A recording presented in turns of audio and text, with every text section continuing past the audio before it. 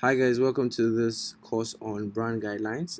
This is a creative design masterclass by iCreativeLearn, and in this masterclass, you're literally going to be learning, what you need to create appropriate brand guidelines, because you know that with every brand, right, you need an appropriate guideline to go with the brand, and in this session, you learn what it takes to have a good brand guideline.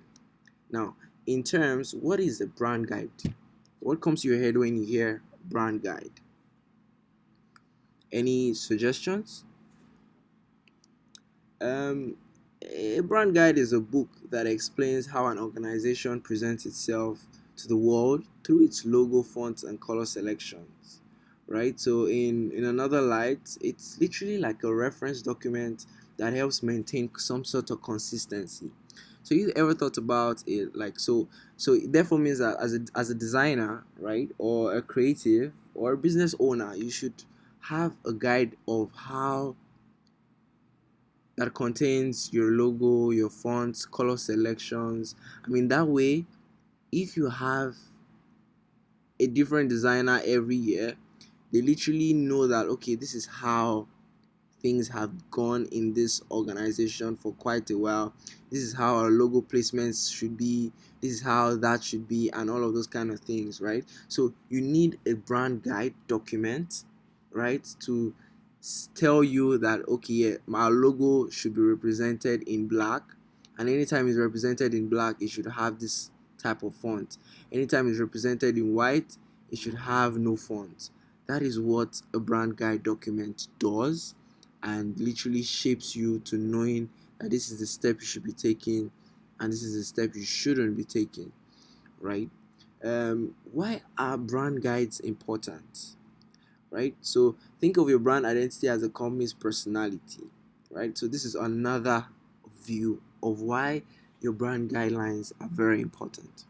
Now, if you see someone change how they look and act all the time, you won't feel like you know who they are, and you certainly wouldn't trust them. So, I mean, the first time your logo is on the right hand side, and then the second time your logo is on the left hand side, zero consistency, zero feel. Different personalities in those two designs, right? You want a situation where I can identify this brand with the dots that they always put on the right hand side.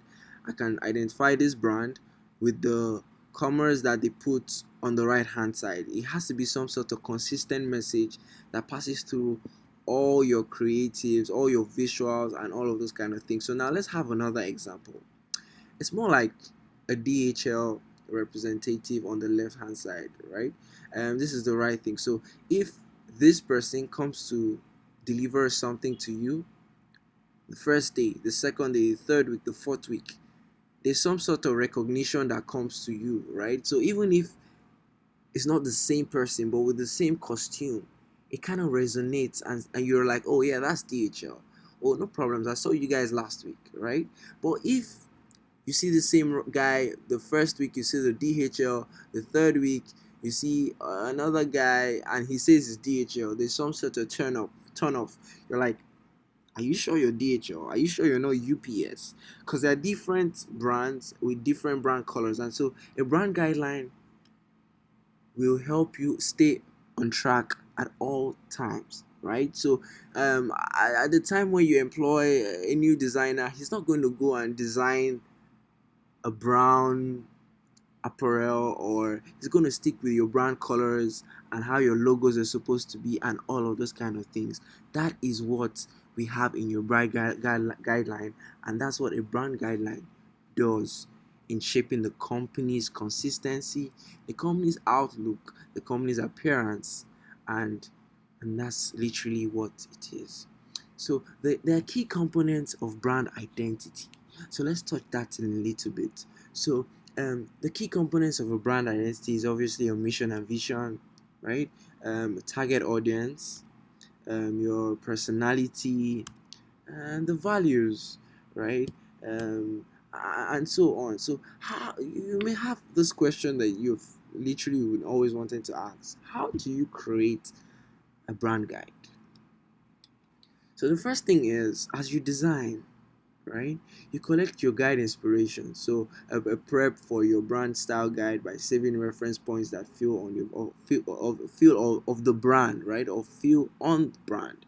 So it's more like you were designing, right? So at the point where you were designing, you saw that just those little documentations, right? So I designed this bee because I felt there was some sort of simplicity in the bee, right? And um, a full documentation on why you designed the characters the way they were, or why the characters are this playful.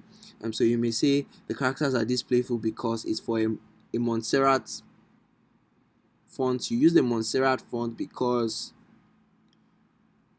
this is a school, this is a school organization, an educational institution, and because of that, you wanted a playful font that will convey, knowing that in as much as you're serious in shaping the lives of the children, you're equally very playful because it's a playing ground to shape the children, right? So step one is collect your brand guide inspiration, right? That's like a mood board, or like why these things were designed the way they were designed.